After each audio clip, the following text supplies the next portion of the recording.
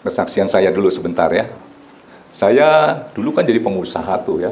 Mau dapat uang itu sangat-sangat gampang. Sekarang saya oleh karena pandemi, akhirnya saya digiring Tuhan menjadi hamba Tuhan yang full time. Secara finansial keuangan, uang saya pasti lebih banyak dulu.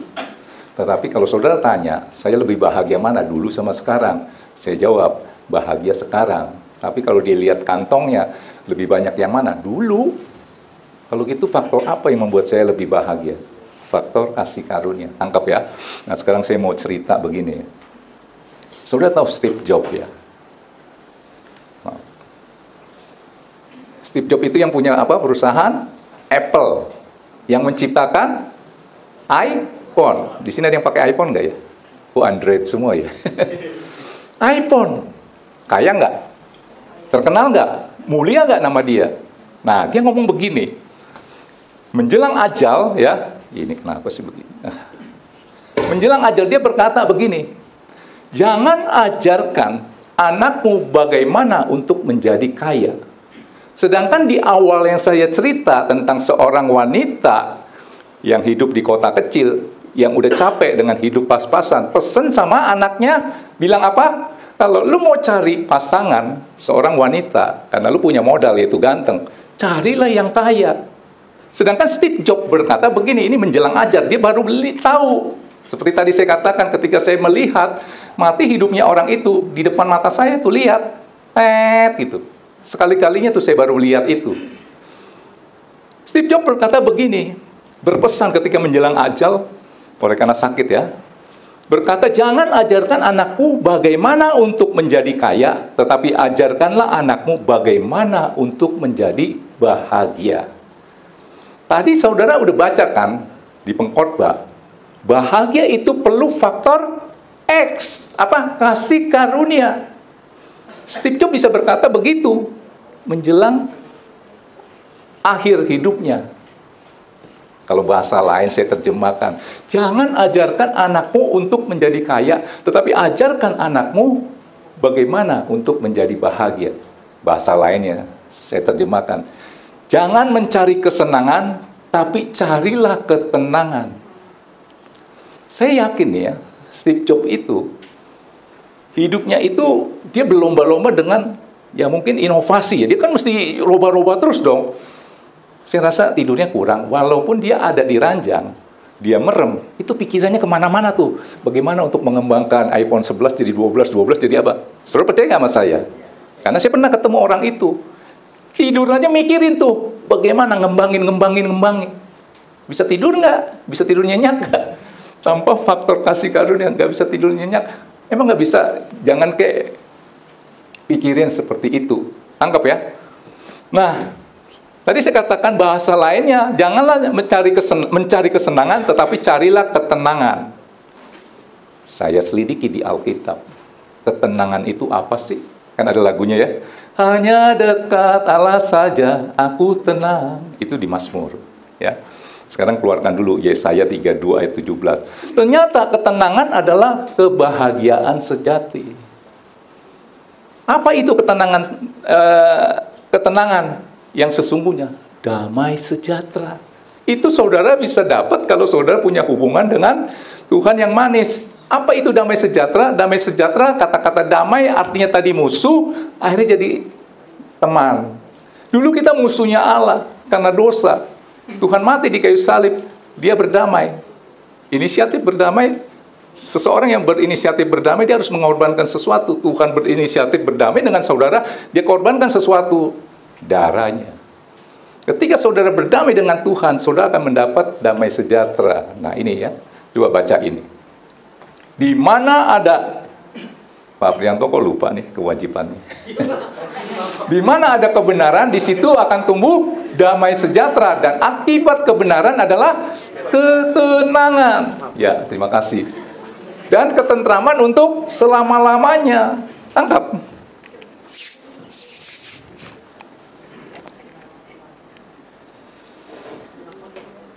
Jadi terbesit dengan pesannya Steve Jobs itu, jangan ajarkan anak kamu untuk menjadi kaya, tetapi ajarkanlah anakmu bagaimana bahagia. Saya merenung, terbesit dalam pernyataannya Steve Jobs itu bahwa kaya dalam arti banyak uang tidak menjamin kebahagiaan. Yang ngomong kan yang banyak uang. Kalau yang ngomong mungkin seseorang yang uangnya pas-pasan, sebenarnya kalau disodorin uang banyak juga dia mau. Cuman untuk menghibur diri kan dia bisa ngomong begitu kan, betul nggak? Ini orang kaya. Siapa nggak kenal Steve Jobs? Siapa yang nggak kenal handphone iPhone, Apple, laptopnya? Ya, saudara tangkap ini. Steve Jobs bilang begini di akhir hidupnya, ranjang termahal di dunia adalah ranjang orang sakit. Maksud Steve Jobs apa? Uang nggak bisa beli segala-galanya. Dia bilang nggak ada orang yang mau mewakili sakitnya. Aduh, gue lagi sakit pinggang nih. Saya mendelegasikan sakit saya ke orang lain. Bisa? Nggak bisa. Tapi kalau dia misalnya mau berkunjung ke menjadi seorang pembicara, ketika dia nggak ada kesempatan, dia bisa utus orang lain. Betul? Mendelegasikan, mewakili.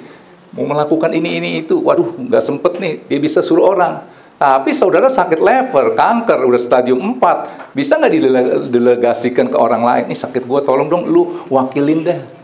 Lu mau berapa, gue bayar dah. Kalau bisa dia bayar gak? Tapi mau nggak perusahaan lu gue bikin 0? Dia pasti bilang apa? Iya, oke. Dia sakit, kalau nggak salah, sakit level ya. Kalau nggak salah, ya kalau salah saya dimaafkan. Kanker kan? Dia ngomong begitu. Jadi ranjang yang mahal itu ranjang orang sakit. Nggak bisa diwakilkan. Uangmu tuh nggak ada gunanya. Lu mau punya 2 triliun? Nggak bisa. Mungkin kalau bisa belum tentu ada yang mau ya. Contoh. Siapa ya? Ya Aprianto lah. Aprianto, kamu harus jawab yang jujur ya. Saya mau kasih uang 1 miliar. Ya, bener nih ya. Apa respon kamu terhadap saya? Cuman begitu doang. Pasti kamu akan bersyukur kalau bisa nyembah saya ya. Bersyukur gitu ya. Kalau bisa terharu dan nangis ya. 1 miliar. Tapi syaratnya begini. Denger nih ya. Saya kasih Aprianto 1 miliar, dia bahagia bukan main. Waduh, seneng bukan main. Pasti dia nangis, terharu, dan dia akan sujud menyembah saya. Terima kasih Pak Julius, bukan sekedar terima kasih ya, itu kamu dapat roti doang. Nih. Tapi dia pasti nyembah saya, puji-puji saya dong, betul nggak ya? Pasti dia cerita kemana-mana. Dengan syarat begini, Aprianto, besok kamu tidak akan bangun lagi, mau nggak? Jawab dong, jawab. Hah? Nggak mau? Oh, kurang gede kali ya. 2 miliar, mau nggak?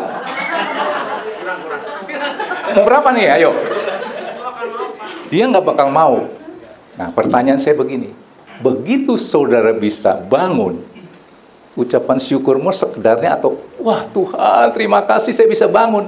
Di Aprianto nggak mau ambil 1 miliar, dan udah ditambahin 2 miliar, dia nggak mau. Kenapa? Karena dia pikir, dia nggak bisa bangun. Alias meninggal ya.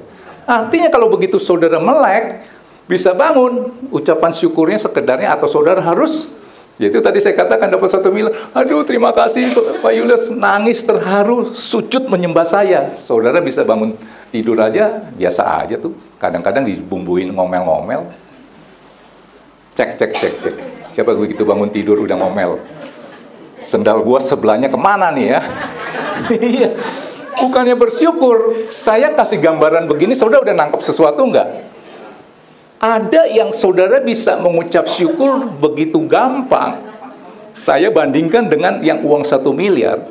Saudara nggak bisa melakukan, kebangetan banget. Betul nggak? Aprianto aja kagak mau dikasih 1 miliar ditambahin 2 miliar. Dia nggak mau. Kalau dia nggak bisa bangun. Tapi sebelum saya bilang nggak bisa bangun, kan dia bersyukur sama saya. Sujud nyembah sampai nangis-nangis. Betul ya? Malah syukuran bikin pesta di rumahnya 7 hari. Saudara nangkep ini ya?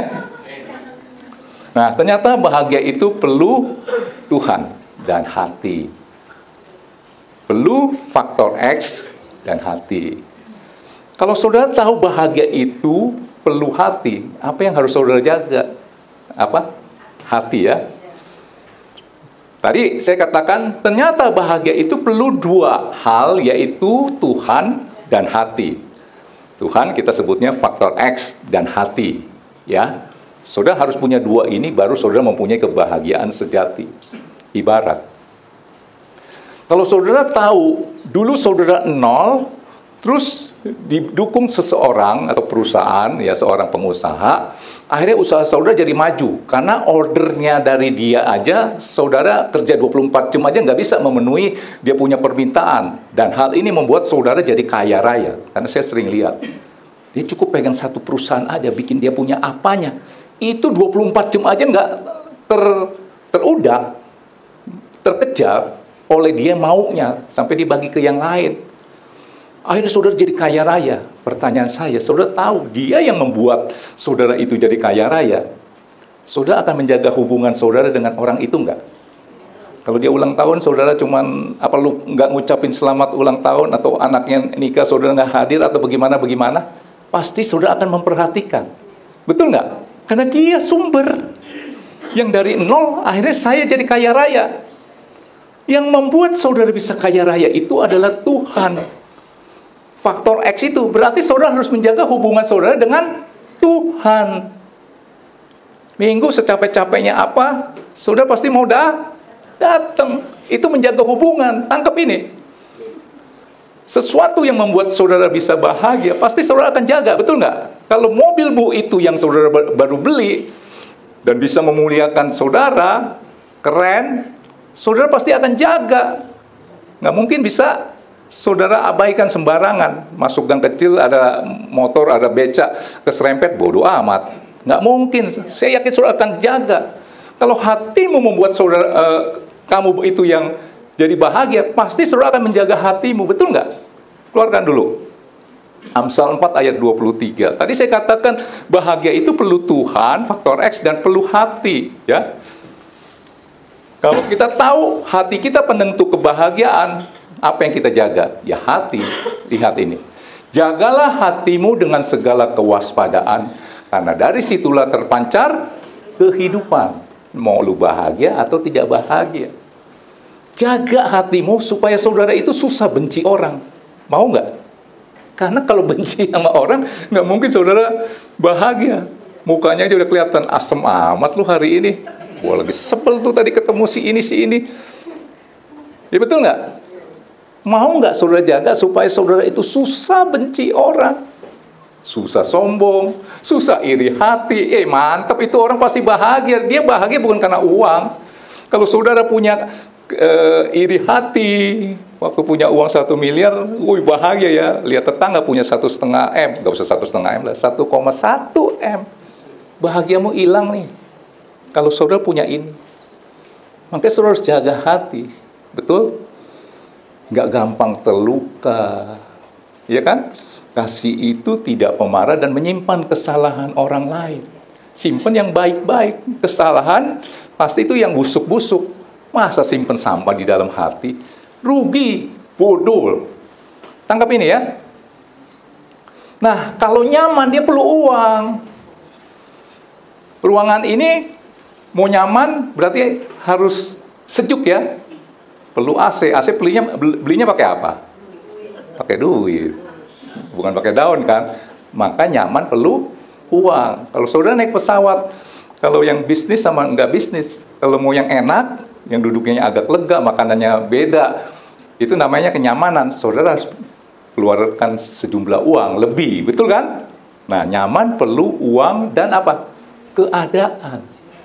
Itu kalau nyaman. Begitu masuk di tempat yang sumpek, bahagiamu hilang. Makanya orang saya lihat ya sering begini. Aduh, gue pikirannya sumpek nih. Terus lu mau kemana? Gue healing dulu deh.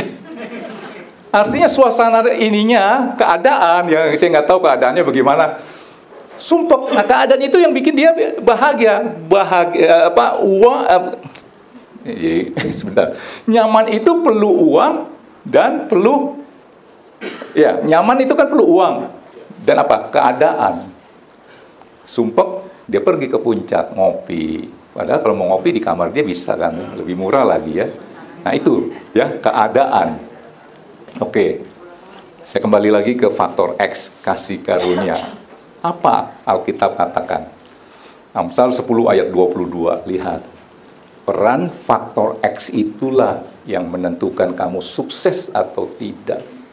Ya, banting tulangmu itu nggak ada guna kalau tidak ada faktor X. Berkat Tuhanlah, saya terjemahkan, faktor X lah yang menjadikan kaya, susah payah tidak menambahinya. Tangkap ini.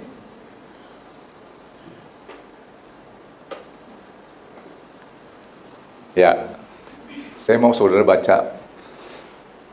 Jadikan ini filosofi hidup. Ya, tanpa Tuhan saya emang nggak bisa berbuat apa-apa. Ya, kita katakan sama-sama yuk. Berkat Tuhanlah yang menjadikan kaya, susah payah tidak akan menambahinya. Itu saudara ucapkan terus sampai itu masuk ke dalam hatimu. Ketika engkau banting tulang, kerja sampai begadang-begadang, jam 2 baru tidur, jam 6 udah bangun lagi, ucapin ini. Itu akan ngerem tindakan kamu yang tadi tuh. Tidur jam 2 pagi, bangun jam 6 kerja lagi. Ucapin ini. Ada kekuatan yang luar biasa ya.